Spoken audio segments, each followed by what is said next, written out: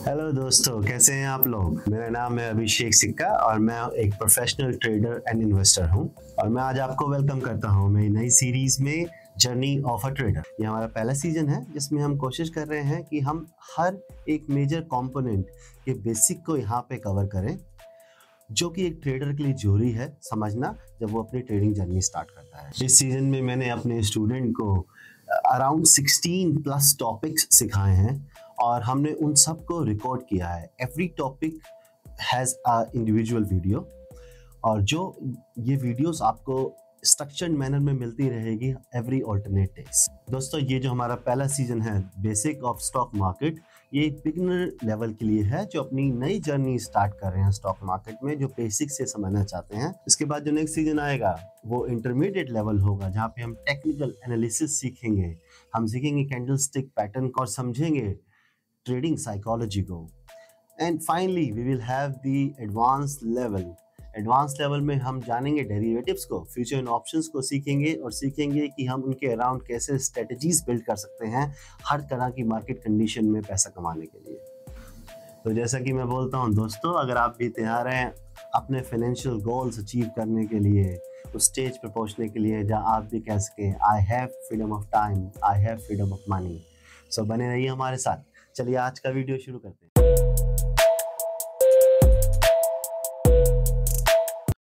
तो कैसे हो आप अर्नव? बिल्कुल ठीक सर। समझ में आ रहा था आप? बहुत सही से सर। अच्छा, और फिर आपने जाके घर में अपने नोट्स को रिविजिट किया, उसको देखा दोबारा से? ये सर मैंने रिवाइज किया, काफी चीजें समझ में आई और जब मैंने रिवाइज करना स्टार्ट किया तो मेरे को कुछ डाउट भी मिले। डाउट होने चाहिए। हाँ, डाउट है तो मतलब समझ में आ रहा है। Yes sir. ठीक है, तो क्या डाउट, किस चीज में डाउट, क्या टॉपिक समझ में नहीं आया? सर एक टॉपिक था ईटीएफ करके, वो थोड़ा सा मेरे को उसमें डाउट लग रहा है, तो वो मैं थोड़ा सा डिटेल में जानना चाहता हूँ। पर्टिकुलरली ईटीएफ के ऊपर मैं एक अलग से वीडियो भी बनाऊंगा बाद में। सो गाइस, आप लोगों के भी जो भी डाउट्स हैं वो आप कमेंट्स में बताओ मुझे, और कोई ऐसी चीज जो आपको नहीं समझ में आई जिसके लिए आप चाहते हो कि मैं दोबारा किसी ऐसे टॉपिक पे, जो भी हमने कल किया है, कल वाले पिछले वीडियो में किया है, उसके में किसी भी टॉपिक पे आप चाहते हो कि कोई एक्सटेंसिव वीडियो बनाऊं, तो मैं कोशिश रहेगी कि मैं बनाऊं उसे, अगर सब लोग चाहते हैं तो। कि हम आज आगे बढ़ते हैं। आज एक सेकंड चैप्टर की स्टार्ट करते हैं which is share and index, जिसमें हम शेयर और इंडेक्स के बारे में डिटेल में जाएंगे। चलो फिर स्क्रीन पे चलते हैं, शुरू करते हैं। yes, दोस्तों, वीडियोस ये लंबे होंगे, आपको सीखना है तो पेशेंस रखना पड़ेगा, क्योंकि छोटे वीडियोस में मैं एक्सप्लेन नहीं कर सकता। तो आप पेशेंस रखो, वीडियो को पूरा देखो। आपको आप स्पीड थोड़ी ज्यादा बढ़ा के भी देख सकते हो, बट फिर वही बात है, आप बढ़ा के देखोगे तो शायद आपको उतना क्लियर समझ में नहीं आएगा। बट अगर आप चाहते हो that you can listen even in 1.25 or 1.5 speed, then you can listen in high speed as well. Okay, yes. but I prefer to go, if you are beginner, if you don't know nothing about the stock market, go with a normal speed, with a normal pace, right? कोई जल्दबाजी नहीं, market कहीं नहीं भाग रहा है। yes, सबको कमाने का मौका मिलेगा। मार्केट पहले भी था, आज भी है और हमारे बाद भी रहेगा। सो हमारा क्वेश्चन यहाँ पे आता है, व्हाट इज शेयर? शेयर क्या है आपके हिसाब से? क्या है शेयर? सर मेरे हिसाब से तो कोई कंपनी है, उसके शेयर्स लेना है, शेयर्स हैं। Yes sir. ठीक है, ये भी ठीक है, तो शेयर लेना ही शेयर है। सो share is a unit of ownership in a company. Yes sir. जिसको हम स्टॉक या इक्विटी भी बुलाते हैं। इक्विटी आप सुनोगे, शेयर मार्केट के जो प्रोफेशनल्स है वो इक्विटी बोलते हैं इसको। Yes sir. बाहर लोग शेयर या स्टॉक बोलते हैं इसको। तरह से आपकी ओनरशिप है कंपनी के अंदर। जितने परसेंट की आपका शेयर है उतने परसेंट का मालिक हो कंपनी के अंदर। आप रिलायंस के भी मालिक बन सकते हो, बट कितने परसेंट शेयर है वो मैटर करता है उसके अंदर। ठीक है, तो जो इन्वेस्टर्स होते हैं, जो इन्वेस्ट करते हैं, जो प्रोफेशनल इन्वेस्टर्स हैं, वो कंपनी में ओनरशिप लेते हैं। डेली वो उस कंपनी की प्रोग्रेस को मॉनिटर करते हैं, कंपनी क्या कर रही है, क्या नए प्रोडक्ट्स बना रही है। कहीं ना कहीं कंपनी के एजेंट टाइप भी बन जाते हैं, उनके प्रोडक्ट्स भी प्रमोट करते हैं, क्योंकि वो एक जुड़ाव हो जाता है उसके साथ, अब एक ओनरशिप आ जाती है। तो शेयर एक तरह से एक यूनिट ऑफ ओनरशिप है। yes, कुछ भी शेयर करना, शेयर करना मतलब बांटना। yes, sir. कंपनी के मालिक ने आपसे कुछ पैसे लेके आपको हिस्सा बांट दिया कंपनी में, that is a share. yes. तो इसको हमेशा एक ओनरशिप की तरह देखना। yes, sir. अब शेयर कैसे बनता है? इसमें होता है, एक प्राइवेट कंपनी होती है, पहले तो प्राइवेट कंपनी होती है, आपकी भी अपनी कंपनी है, इट्स अ प्राइवेट कंपनी, ठीक है, मेरी भी अपनी प्राइवेट कंपनी है। तो प्राइवेट कंपनी में तो शेयर जो होता है वो अगर कोई पार्टनरशिप वगैरह है तो उसमें आपस में होता है, ठीक है। वैसे आप पब्लिकली शेयर नहीं दे सकते किसी को अपना। तो शेयर एक्चुअली में मार्केट में आता कैसे, हम लोग शेयर खरीदते कैसे हैं या क्यों खरीद पाते हैं, कैसे खरीद पाते हैं, तो उसको थोड़ा सा डिस्कस करते हैं यहाँ पे। कोई कंपनी सीधा शेयर लेके नहीं खुलती है कि आज खुली और कल मार्केट में शेयर आ जाएगी, नहीं। पहले कंपनी का बिजनेस खड़ा होता है as a private company, private limited जिसे बोलते हैं। प्राइवेट लिमिटेड कंपनी आईपीओ लेके आती है अपना। IPO sir, IPO is the initial public offering, उसकी डिटेल में हम जाएंगे नेक्स्ट स्लाइड में। समझ लो कि कंपनी अपना आईपीओ लेके आती है मार्केट में कि ठीक है मेरे पास 100 शेयर है, 100 में ऐसा राउंड नंबर ले रहा हूँ, 1000 लाख कुछ भी हो सकती है शेयर का नंबर, ठीक है। मेरे पास 100 शेयर है, ये 100 शेयर में से मैं 50 में रख रहा हूँ, 50 में पब्लिक में दे रहा हूँ। मुझे वो अपनी कंपनी का एक शेयर का एक भाव निकलता है, एक रेट निकलता है, जो बैंकर्स होते हैं वो डिसाइड करते हैं। एक्चुअली में बैंक एक प्रोसेस होता है जो डिसाइड करता है कि आपकी कंपनी के एक शेयर का भाव क्या होना चाहिए, रेट क्या होना चाहिए। जैसा सुना होगा अभी रिसेंटली पेटीएम का आईपीओ आया था, और जोमेटो का आईपीओ आया था, कि बड़ी कंपनी के नाम सबको पता होते हैं। तो ये प्राइवेट से पब्लिक बने, तो ये अपना शेयर लेके लाते हैं एज आईपीओ, और उसमें एक प्राइस फिक्स करते हैं। लोग बिड लगाते हैं, मतलब लोग कहते हैं कि हमें इतने शेयर चाहिए, हमें इतने शेयर चाहिए। जब वो शेयर सारे बिक जाते हैं, ठीक है, सो कंपनी कन्वर्ट हो जाती है पब्लिक कंपनी में। प्राइवेट कंपनी से पब्लिक कंपनी बन जाती है, और पब्लिक लिमिटेड भी कह सकते हैं, जैसे लिमिटेड कंपनी कह सकते हो आप इसको, जो बन जाती है। जैसे आप सुनते हो लिमिटेड कंपनी है, रिलायंस लिमिटेड है, एचडीएफसी लिमिटेड है, तो सब लिमिटेड कंपनी बन जाती है। फिर वो शेयर जब एक बार आ जाते हैं आईपीओ के बाद, उस शेयर पे फिर उस मालिक का कोई हक नहीं होता, वो फिर हम स्टॉक मार्केट में ट्रेड करते हैं आपस में, पब्लिक खरीदती बेचती है उसको। Yes sir. So this is how share, ये किसी कंपनी का शेयर बाजार में आता है, बाजार में लिस्ट होता है, स्टॉक मार्केट में लिस्ट होता है। इसका प्रोसेस वो आईपीओ के थ्रू जाता है। तो उसके बारे में, आईपीओ के बारे में हम जानते हैं आगे नेक्स्ट स्लाइड में जाके। तो हम पहले एक बार प्राइवेट और पब्लिक कंपनी में डिफरेंसेस देख लेते हैं हम। जो प्राइवेट कंपनी है which is completely owned by a group और more than a person is called a private limited. Private limited company में भी ना एक बंदा नहीं होता मालिक, उसमें भी आपको डायरेक्टर्स रखने पड़ते हैं। कई लोग अपने फैमिली मेंबर्स को ही साथ में डायरेक्टर बना लेते हैं। जो अगर आप अकेले मालिक हैं तो कंपनी को प्राइवेट लिमिटेड नहीं, उसको आप 1% कंपनी कह सकते हैं, प्रोप्राइटरशिप कह सकते हैं। पता होगा आपको उस चीज के बारे में, आप लोग भी जानते होंगे गाइस, नहीं तो इसके बारे में आप बेसिक पढ़ सकते हैं।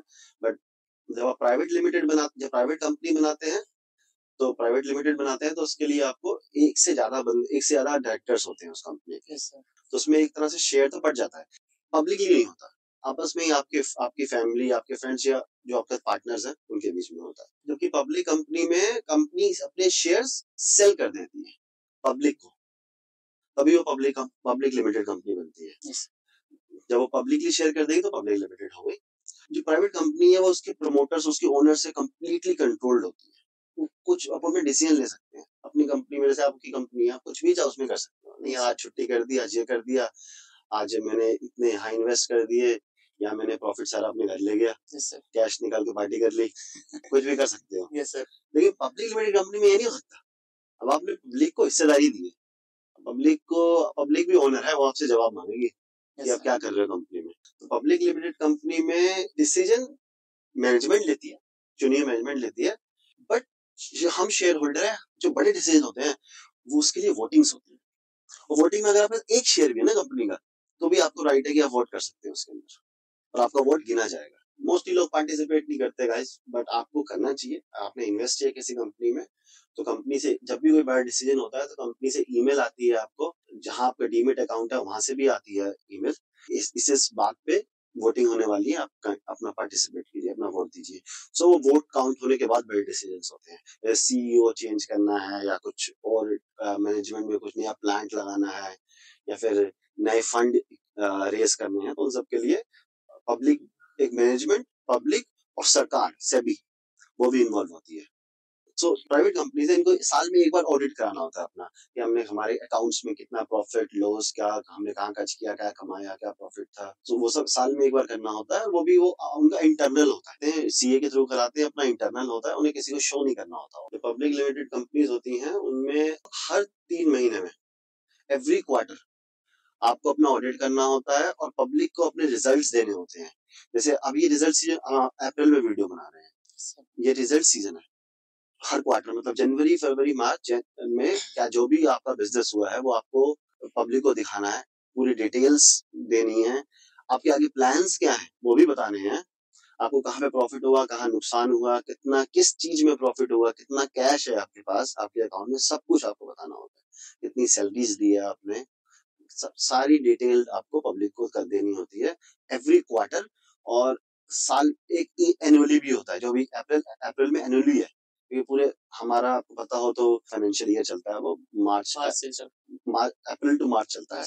अप्रैल फर्स्ट अप्रैल से नया फाइनेंशियल सीजन चालू होता है, फाइनेंशियल ईयर चालू होता है। सो तो उनको हर क्वार्टर में देनी होती है और ईयरली भी देनी होती है रिपोर्ट्स, और पब्लिक को सारी रिपोर्ट्स देनी होती है। और उनको कोई झोलझाल मिलता है तो पब्लिक उनके खिलाफ कोई केस भी कर सकती है, कंप्लेंट भी कर सकती है उनके खिलाफ। Every share holder has rights. Okay sir. So यहाँ पे रिस्पॉन्सिबिलिटी बढ़ जाती है। समझ में आया इसका? Yes sir. Private company and public company. Yes. Are you clear? Yes sir. कुछ इसमें डाउट आ रहा हो तो? नहीं, अभी तक तो नहीं है सर। आईपीओ पे चलते हैं फिर। तो आईपीओ की ये फुल फॉर्म है वो है initial public offering. So when a private company first time sell their share to the public in order to raise capital, capital means money, called an IPO. So इसमें क्या होता है कि आपने एक बिजनेस खड़ा किया, आपके बिजनेस की वैल्यू बन गई है रफली मान लेते हैं 100 करोड़ रुपीस। अब आपके रीजंस होते हैं आईपीओ के अपने अपने। एक रीजन आपका ये हो सकता है, गाइस ये बहुत इंटरेस्टिंग है, आप सबको बहुत ध्यान से सुनना चाहिए, क्योंकि आईपीओ आते हैं तो हम आईपीओ से बड़ा बज होता है। जैसे अभी जोमेटो का आया था, पेटीएम का आया था, पेटीएम में बहुत लोगों का नुकसान हो गया और 70% डाउन हो गया पेटीएम अपने आईपीओ प्राइस से। तो ये बहुत बज लेके आते हैं। आपको समझना चाहिए कि ये आईपीओ आ क्यों रहा है, ये पैसे पैसे चाहते क्यों हैं हमसे, हमें अपने शेयर क्यों बेच रहे हैं? कोई अपने शेयर क्यों बेचना चाहेगा? आपकी कंपनी के शेयर आप क्यों बेचो? बिल्कुल सर। आप चाहोगे ना मेरे पास रहे, मेरी पूरी ओनरशिप रहे उसके अंदर, ठीक है ना? सो पैसा शेयर बेचने का एक रीजन होना चाहिए, कॉन्क्रीट रीजन। उसमें रीजन कुछ इस तरह से होते हैं, तो सबसे अच्छा रीजन माना जाता है, आप जो पैसा पब्लिक से ले रहे हो वो कंपनी की ग्रोथ में लगाओगे, आपको डिक्लेयर करना पड़ता है। आप कंपनी ग्रोथ में लगाओगे, जैसे कि अपने आप प्लांट बनाओगे या फिर अपने आप प्रोडक्ट लॉन्च करने जा रहे हो, कंपनी ग्रोथ में किसी भी तरह से पैसा कंपनी में ही लगा रहे हो, ठीक है? और पैसा जो आएगा कंपनी में ही लग जाएगा। सो बहुत अच्छी बात है।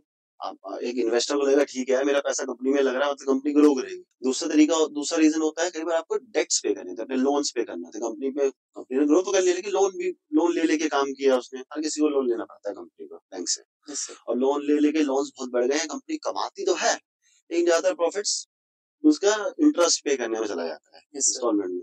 तो आप कह रहे हो कि ठीक है यार मेरी इनकम अच्छी है, आपको मैं शेयर देता हूँ पब्लिक मुझे पैसा देगी, मैं अपने लोन खत्म कर दूंगा उससे। आपके लोन खत्म हो गया, अब सारा प्रॉफिट आपका, वो प्रॉफिट से आप ग्रो करोगे, आप और अपने बिजनेस को एक्सपेंड करोगे, प्रॉफिट ज्यादा आएंगे आपके। As a shareholder profit आपको ही मिलेगा, आपको भी इसमें डिविडेंड्स मिलते हैं, अपनी डिविडेंड्स देती है, उसके बारे में हम डीपली जानेंगे बाद में। तो एक होता है offer for sale. Offer for sale मतलब हो गया कि आप कह रहे भैया मुझे पैसे दो, और ये पैसे मैं अपने शेयर बेच रहा हूँ पर्सनल, ना कंपनी में पैसा जाएगा ना लोन में जाएगा, पैसा मैं ले रहा हूँ। जैसे जो एग्जिस्टिंग इन्वेस्टर्स हैं, जैसे स्टार्टअप्स में होते हैं, जैसे पेटीएम के केसेस में पेटीएम को बहुत लोगों ने इन्वेस्ट किया था, बहुत बड़ी बड़ी कंपनीज ने, प्राइवेट इन्वेस्टर्स ने। तो उन लोगों ने क्या किया था, आईपीओ के टाइम पे उन्होंने अपने शेयर्स बेचे थे, अपने शेयर्स बेच के पैसा लेके एग्जिट कर लिया था। क्यों एग्जिट करेगा वो इसलिए एग्जिट करेगा, उसे शायद ग्रोथ में विश्वास नहीं है। Yes sir. कई बार रीजन होते हैं, कई बार प्रोमोटर लेता है पैसे, वो प्रोमोटर मेहनत करिए सालों 10-15 साल 20 साल लगाए, कंपनी खड़ी करी है, वो चाहता है यार मुझे मेरा पे मिल जाए, वो थोड़ा समझना पड़ता है, डिटेल में जाना पड़ता है।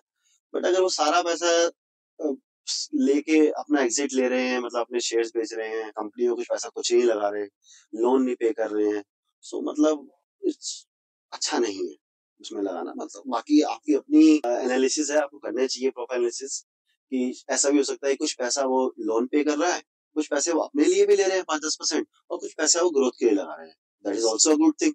Yes sir. उसका भी हक बनता है ओनर का भी, उसने भी अपना मेहनत लगाई है उस बिजनेस को बढ़ाने में, उसे शायद अपने खर्चे बहुत टाइट रखे हो, मेरा बिजनेस तो बड़ा नहीं हो जाएगा, मैं खर्चे नहीं करूंगा, मैं नया घर नहीं लूंगा, मैं नई गाड़ी नहीं लूंगा, या मैनेज नहीं करूंगा। वो चाहता है कि मैंने बिजनेस खड़ा कर लिया, स्टैब्लिश हो गया है, अब मैं कुछ पैसे लेके अपना घर बनाऊं, तो वो भी एक सोच ठीक है, उसके लिए भी आपको डिटेल में जाना चाहिए कि क्या है क्या नहीं है। तब आप तभी आईपीओ में पैसा लाना है। सिर्फ न्यूज में बार बार चल रहा है आईपीओ आईपीओ आईपीओ, और कोई भी आके आपको न्यूज में या फिर कोई यूट्यूब पे आके बोल रहा है ये आईपीओ ऐसे डबल कर देगा ट्रिपल कर देगा, सिर्फ इसलिए पैसा ना लगाए। मैं समझाना चाहता हूँ। आगे बढ़ते हैं हम। प्री आईपीओ क्या होता है? आईपीओ आने से पहले कंपनी अपनी एप्लीकेशन डालती है सेबी में। सेबी समझते हो क्या? Security exchange board of India, मतलब गवर्नमेंट का एक डिपार्टमेंट जो स्टॉक मार्केट को रेगुलेट करता है। जैसे आप लोन्स में हो, उसमें उसमें आरबीआई करती होगी रेगुलेट, इंश्योरेंस में आईआरडीए करती है रेगुलेट इंश्योरेंस इंडस्ट्री को, तो ऐसे स्टॉक मार्केट को सेबी रेगुलेट करती है, रूल्स बनाती है, लॉ बनाती है। मतलब दुनिया अपनी मनमानी करेगी, बड़े लोग अपनी मनमानी करेंगे, और सेबी जो रूल बनाती है वो सारे रूल बनाती है हमारे अच्छे के लिए, हमारे भले के लिए, जो रिटेल इन्वेस्टर है, छोटे इन्वेस्टर्स है। तो सेबी के पास फाइल जाता है आईपीओ, सेबी एवेल्युएट करती है कि हाँ भैया ये कैसे कंपनी क्या है, कंपनी फाइल देने लायक है या नहीं, बहुत सारे पैरामीटर्स होते हैं, तो सारे पैरामीटर देखे जाते हैं और वो सेबी के पास जाती है फाइल। जब सेबी के पास फाइल जाती है उसके बाद फिर लिस्टिंग होती है, सेबी अप्रूव कर देती है तो लिस्टिंग होती है, कंपनी का जो शेयर है उस दिन स्टॉक एक्सचेंज पे लिस्ट हो जाता है। अब कंपनी ने अपना एप्लीकेशन डाली, एप्लीकेशन अप्रूव होगी, पब्लिक ने बिड कर दी, बिड करने के बाद शेयर सारे बिक गए। yes, और अब कंपनी एक डे होता है कि इस डेट को ये कंपनी लिस्ट हो जाएगी स्टॉक मार्केट पे। आपने आईपीओ में बिड किया है कि मुझे इतने शेयर चाहिए एबीसी कंपनी के, आपने बिड किया, आपकी बिड अप्रूव होगी, आपकी इस पर्टिकुलर डेट पे कंपनी लिस्ट होगी और आपके अकाउंट में वो शेयर आ जाएगा। yes, अब लिस्ट होने के बाद अब बन गई वो पब्लिक लिमिटेड कंपनी।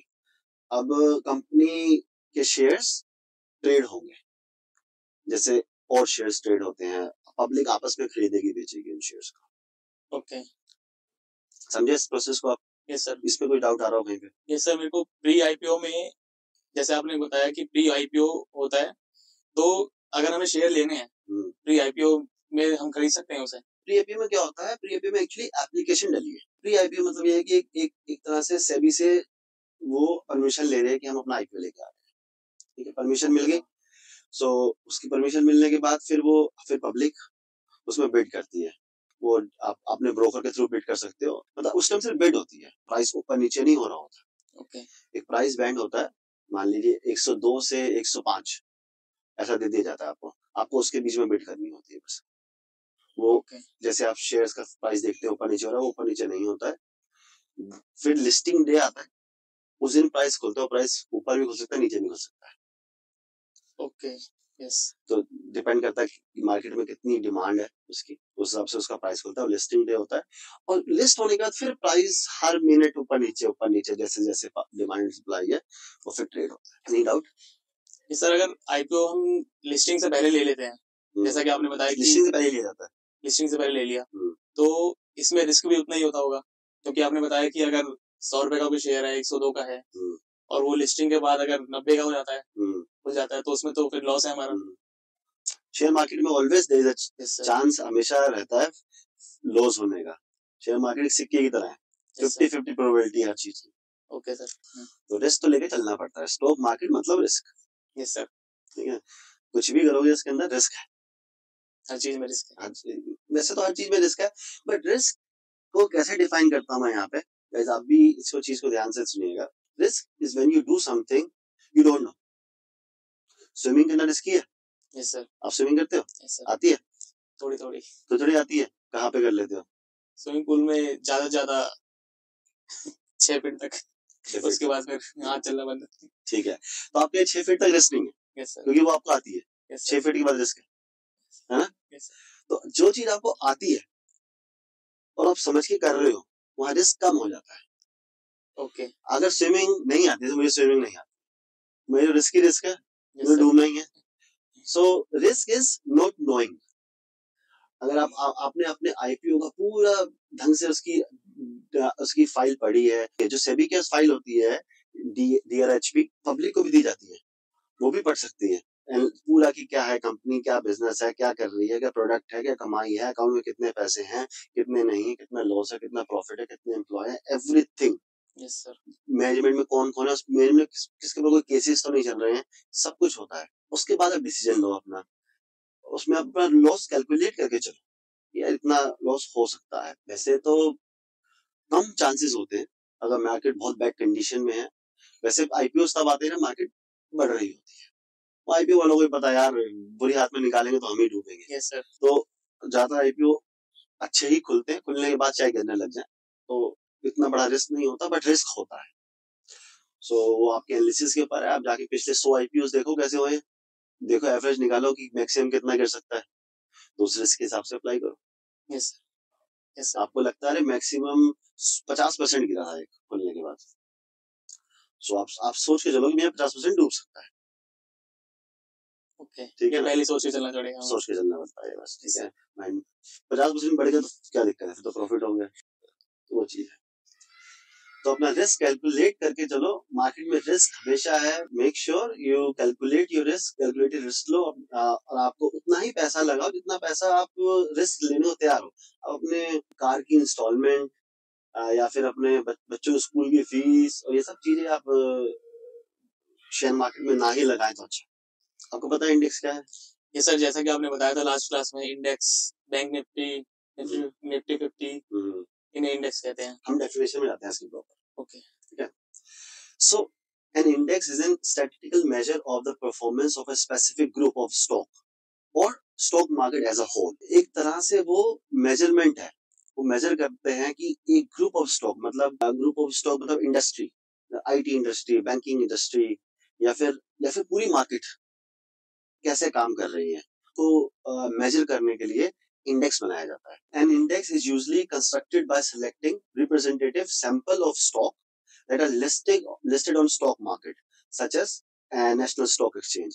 सो जो भी लिस्टेड है, जैसे एक इंडस्ट्री है, आप कहेंगे फार्मा इंडस्ट्री है जो मेडिकल में काम करती है, फार्मा इंडस्ट्री। तो फार्मा इंडस्ट्रीज की जो कंपनी लिस्टेड है स्टॉक मार्केट में, उनमें जो उनके कुछ क्राइटेरिया होते हैं, मोस्टली टॉप कंपनीज होती है जिनकी मार्केट वैल्यू टॉप होती है, मतलब रेगुलर ट्रेड होते हैं। हर कंपनी हर रेगुलर ट्रेड नहीं होती। तो इसमें जैसे समझते हैं, जैसे ये देखिए, जैसे आ गया बैंक। अब निफ्टी, हमारा निफ्टी कैसे बनेगा? तो बैंकिंग सेक्टर आ गया, ऑटो सेक्टर आ गया, आईटी सेक्टर आ गया, फार्मा सेक्टर आ गया, इनकी कुछ कुछ कंपनीज आ गई, उनसे आपका बन गया एक इंडेक्स।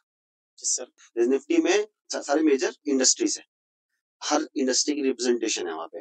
बैंकिंग के तो bank, HDFC bank, ICICI bank, Axis bank उसमें है। ऑयल के रिलायंस, अडानी, पावर कंपनीज के है वहां पे। आईटी के टीसीएस, इंफोसिस निफ्टी का पार्ट है। एफएमसीजी के हिंदुस्तान यूनिलीवर, नेस्ले, ये सब निफ्टी 50 के पार्ट है। तो इस तरह से सब मिला के एक इंडेक्स बनता है जो मेजरमेंट देता है एज अ होल कोई सेक्टर या एज अ होल कोई इकोनॉमी कैसा कर रही है, कोई मार्केट कैसा कर रही है। कहने को ऐसा हो सकता है कि आपके शेयर है आपके अकाउंट में, जो निफ्टी 50 का हिस्सा नहीं है और वो गिर रहा है, 50% गिरा हुआ है, लेकिन निफ्टी जो है टॉप पे चल रहा है। तो एक तरह से आपके लिए तो मार्केट डाउन है, लेकिन ओवरऑल मार्केट कैसे चल रही है? ओवरऑल मार्केट अप चल रही है, तो इसलिए इंडेक्स बनाया था। आईटी सेक्टर थोड़ा डाउन चल रहा है इस टाइम पे, बैंकिंग स्ट्रॉन्ग है। सो आईटी के शेयर्स मतलब डाउन चल रहे हैं, बैंकिंग के स्ट्रॉन्ग चल रहे हैं। निफ्टी के बैलेंस है क्योंकि वो कहीं ना कहीं बीच में चल रहा है। आईटी कहीं नीचे खींच रहा है तो बैंक उसे ऊपर खींच रहा है। ओके, ओवरव्यू मिल जाता है, कोई इंडस्ट्री क्या कर रही है, ऑटो सेक्टर कैसा कर रहा है, फार्मा सेक्टर कैसा कर रहा है, आईटी सेक्टर कैसा कर रहा है, या फिर ओवरऑल इंडियन स्टॉक मार्केट कैसा कर रही है, तो उसके लिए इंडेक्स बनता है। यस सर, आगे चलते हैं। कोई आपको डाउट इंडेक्स में कुछ डाउट आया हो आपको तो मुझे बताओ। नो सर, इसमें कोई डाउट नहीं है। पक्का क्लियर? क्लियर। बड़ा टॉपिक बड़ी जल्दी क्लियर हो गया यार। इसके बारे में पढ़ा था क्या आपने? नहीं पढ़ा था, इंडेक्स आपने जो बताया था उसके लिए थोड़ा सा सर्च भी करा था मैंने कि इंडेक्स होता क्या प्रॉपर। अच्छा, तो थोड़ा बहुत वही चीजें हैं जो आप बता रहे हो। ठीक है, तो गाइस इंडेक्स हम बार-बार इंडेक्स के ऊपर बात करते रहेंगे। कुछ नहीं समझ में आया, कुछ छूट गया है तो आप कमेंट करके पूछ सकते हैं, और नहीं तो फिर आपको आगे भी पता चलता रहेगा इंडेक्स क्या होता है, ये क्लियर होता रहेगा। यस सर, है ना। अब हम बात करते हैं stock exchange and their index, जो स्टॉक एक्सचेंज है और उनके इंडेक्स क्या है।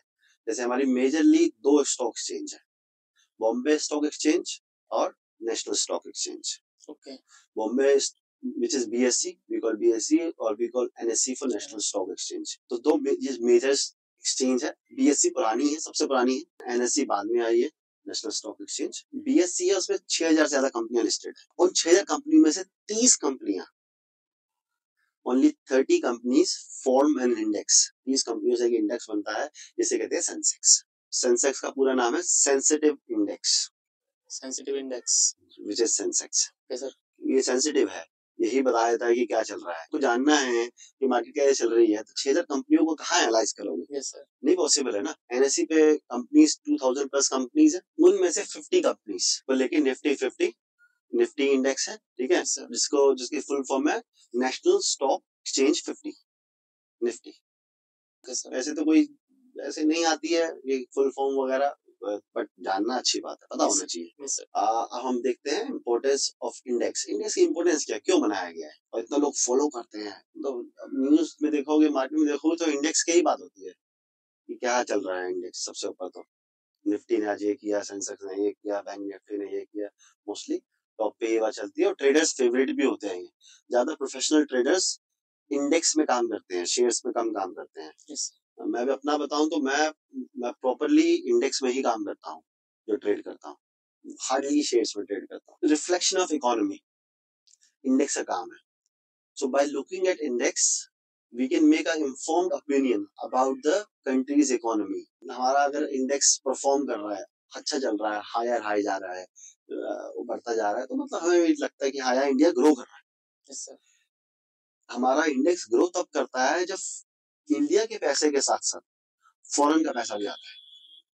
ओके जब दोनों पैसा आता है तो मार्केट दौड़ती। अगर फॉरेन से ही पैसा आ रहा है तो बेवकूफ तो है नहीं, तो पैसा लगा रहे तो मतलब उन्हें पता है कि यार हमारी इकोनॉमी ग्रो कर रही है, तभी वो लगा रहे हैं। ठीक है ना। अपना पैसा अपने देश में क्यों नहीं लगा रहे? यस सर, बिल्कुल ठीक है ना। हमारे यहाँ लगा रहे क्योंकि उनको यहाँ ग्रोथ दिख रही है, तो इसलिए पता चलता है कि हाँ हमारी कंपनी ग्रोथ अच्छी है, मतलब फ्यूचर अच्छा है। बेंचमार्किंग क्या होता है कि जैसे कि मेरी हाइट है 5'8", मैं टॉल हूँ या मैं शॉर्ट हूँ, क्या कहूँ किस कैटेगरी में लाओगे मुझे?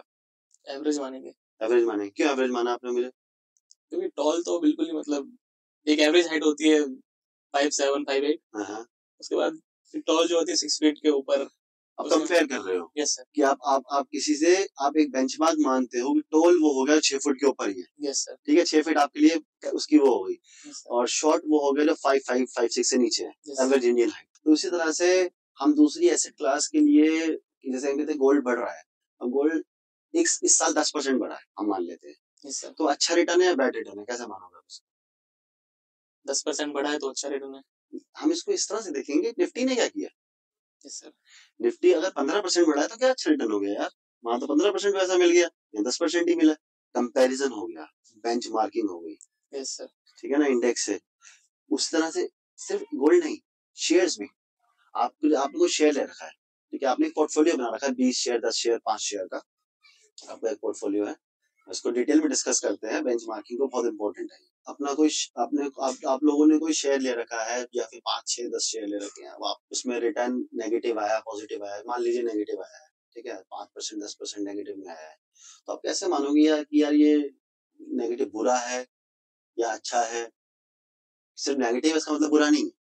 सिर्फ ब्लैक एंड व्हाइट नहीं होता स्टॉक मार्केट में। स्टॉक मार्केट में ग्रे एरिया भी होता है। अब निफ्टी 30% टूट गया मान लीजिए, और आपका पोर्टफोलियो सिर्फ 10% गिरा है, तो अच्छा है, आपने बहुत बढ़िया शेयर्स में पैसा लगा रखा है कि बाजार गिर रहा है लेकिन आपका फिर भी होल्ड कर रहा है शेयर।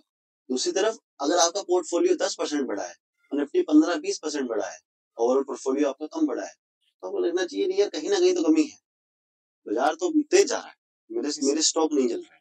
उस तरह अगर आपका पोर्टफोलियो अच्छा परफॉर्म कर रहा है, 40% 30% रिटर्न देगा, निफ्टी के कुछ नहीं 10% 12% या चला ही नहीं, 0% रिटर्न आए, तो आपको लगेगा हाँ ठीक है मैंने अच्छे शेयर में पैसे लगा रखे हैं।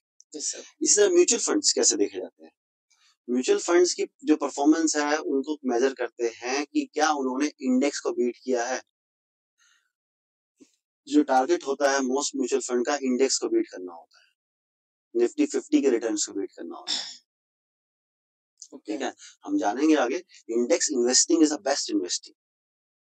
इंडेक्स को बीट करना बड़ा मुश्किल पड़ जाता है, उनमें ग्रोथ के चांस बहुत तेज ग्रोथ नहीं हो सकती क्योंकि बहुत बड़ी कंपनी है। हाथी तो यही चलेगा ना, हाथी दौड़ेगा थोड़ी है।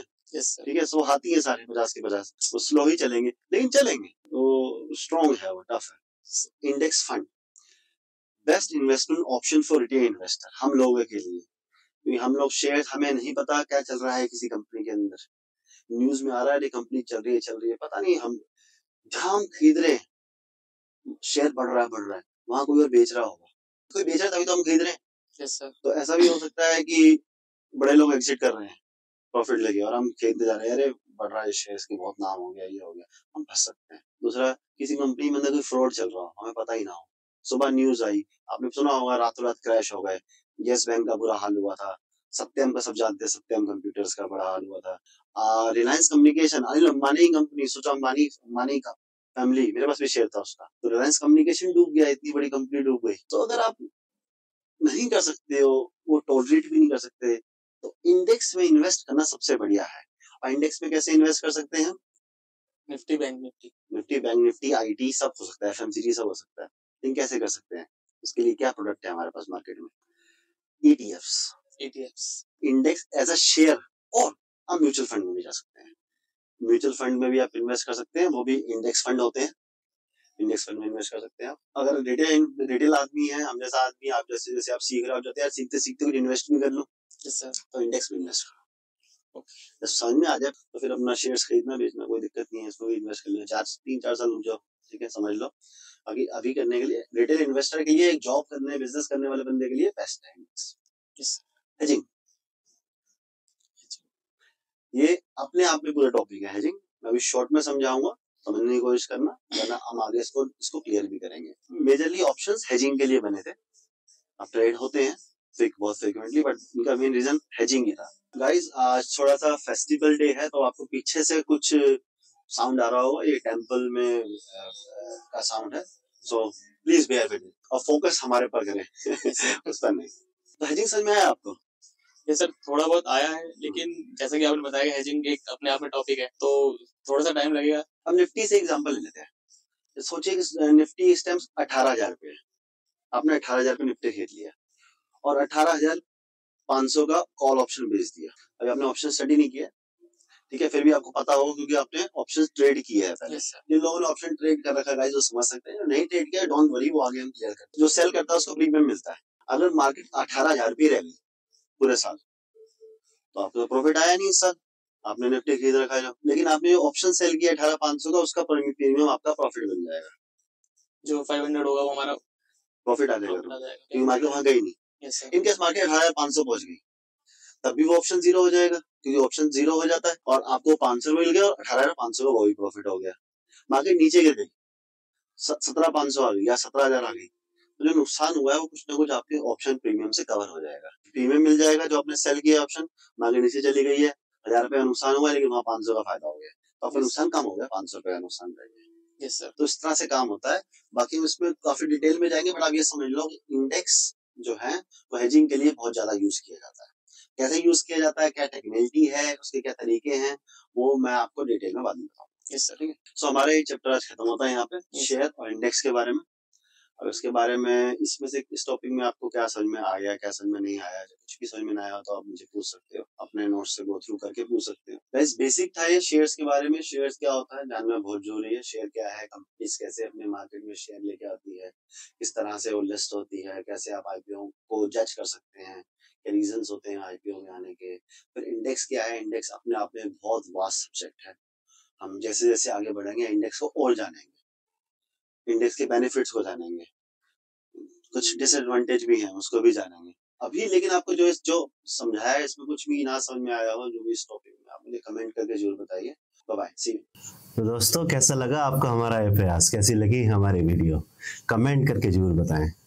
अगर आपको वीडियो अच्छी लगी है तो लाइक जरूर कीजिएगा, लाइक करने से हमें मोटिवेशन मिलता है कि हम और मेहनत करें आप लोगों को ट्रेडिंग सिखाने के लिए। अगर आपको कुछ डाउट्स हैं जो टॉपिक हमने आज कवर किया है तो मुझे कमेंट में जरूर बताइएगा, मैं कोशिश करूँगा कि मैं आंसर करूँ हर उस लेजिटिमेट क्वेश्चन को जो टॉपिक से रिलेटेड है। तो इसी तरह सीखते रहने के लिए सब्सक्राइब करें हमारे channel the students of market को, बेल आइकन को जरूर प्रेस करें ताकि आपको अगली वीडियो का नोटिफिकेशन मिल सके। अगर आपका कोई फ्रेंड या फैमिली मेंबर भी स्टॉक मार्केट में ट्रेडिंग या इन्वेस्टिंग सीखना चाहता है, so you can share our video, our channel with them. Have a nice day guys, bye bye.